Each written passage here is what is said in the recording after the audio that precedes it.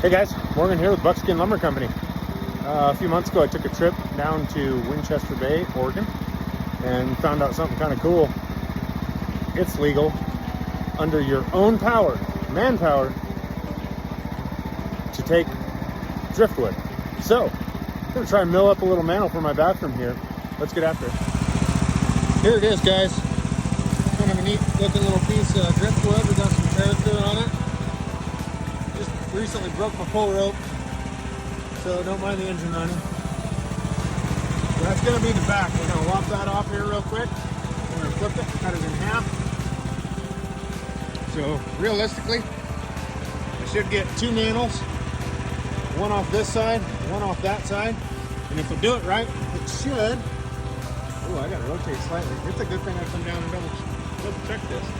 And if I do it right, it should split that limb hole right there. And there's kind of another little cool looking feature there. So I'm going to get this rotated. We're going to get after it.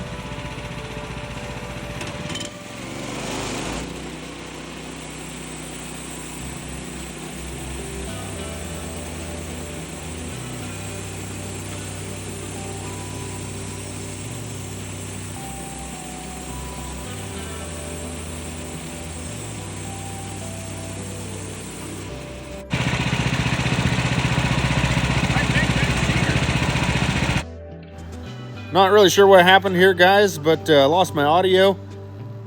So we're going to just speed it up, zip through it real quick. And if you like what you're seeing here, hit like, share, and then more importantly, subscribe.